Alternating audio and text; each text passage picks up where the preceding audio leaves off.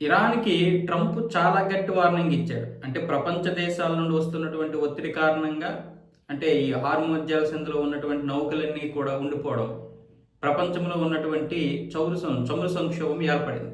ఆ ఒత్తిడి నుంచి తప్పించుకోవడానికి 48 గంటలు అల్టిమేటం ఇచ్చాడు ఇరాన్‌కి.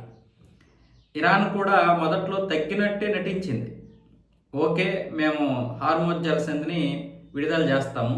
కాకపోతే మాకు కొన్ని కండిషన్లు అన్న విధంగా చెప్పింది. కానీ ఇక్కడ ఇరాన్ మళ్ళీ వెంటనే యూటర్నే తీసుకుందో లేకపోతే అది కావాలని చెప్పిందో తెలియదు, కానీ హార్మోజ్ జలసంధిని విడుదల చేసే ప్రసక్తే లేదు.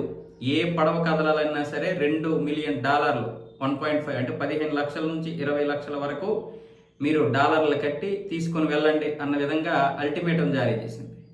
పైగా ఇంకొక విషయం ఏంటంటే, ఒకవేళ మీరు మా మీద అంటే విద్యుత్ కేంద్రాల మీద దాడి చేస్తానన్నాడు కదా ట్రంప్, 48 గంటల్లో హార్మోజ్ జలసంధిని విడుదల చేయకపోతే.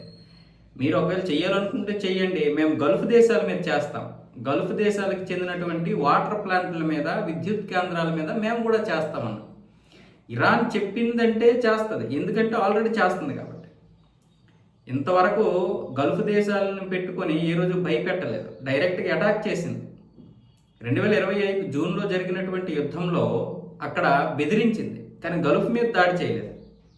అక్కడ అమెరికా స్థావరాల మీద కూడా దాడి చేయలేదు. కానీ ఈ యుద్ధంలో అలా కాదు, గల్ఫ్ దేశాల మీద దాడి చేస్తుంది. అది ఎక్స్పెక్ట్ చేయలేదు ట్రంప్ మొదట్లో. 28వ తారీఖున అయాతుల్లా అలీ ఖమేనీని చంపేసినప్పుడు ఇది ఎక్స్పెక్ట్ చేయలేదు.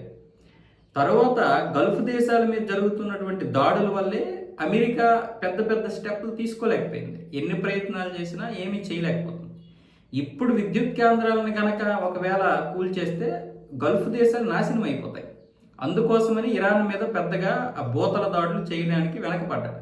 ఇప్పుడు ట్రంప్ ఏమన్నాడంటే, నాకు ఇరాన్కి మంచి అర్థవంతమైనటువంటి ఫలవంతమైనటువంటి చర్చలు జరిగాయి, 5 రోజులు గడువు ఇస్తున్నాము, 5 రోజులు మేము దీని గురించి సమయం ఇస్తున్నాము అన్న విధంగా మాట్లాడాడు. అంటే ఇరానే వెనక్కి తగ్గింది అన్న విధంగా తన సోషల్ మీడియా ట్రూత్లో చెప్పుకున్నాడు. కానీ వాస్తవం ఏంటంటే అసలు చర్చలే జరగలేదు.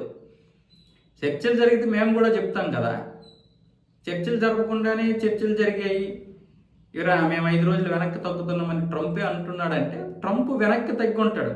ఈ విషయంలో మేము ఎక్కడ వెనక్కి తగ్గలేదు.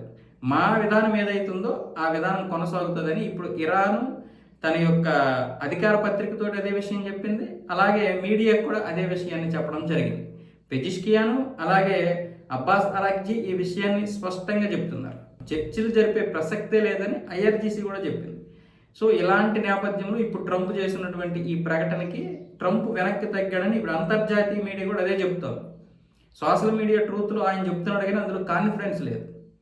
సో ఈ రకంగా చూస్తే ఇప్పుడు ఇరాన్ మీద దాడి చేస్తే మొత్తం నాశనం చేసేస్తుంది అది గల్ఫ్ దేశాలన్నింటినీ కూడా. అప్పుడు ఇంకా నష్టాన్ని అమెరికా కాదు కదా ఎవరూ పోడ్చలేరు. ఇప్పటికే అమెరికాకి చాలా నష్టం వస్తుందని అక్కడ పార్లమెంట్లో కొన్ని బిల్లులు కూడా పాస్ చేయనివ్వడం లేదు. వాళ్ళు అక్కడ చాలా వరకు ట్రంప్ మీద చాలా కోపంగా ఉన్నారు.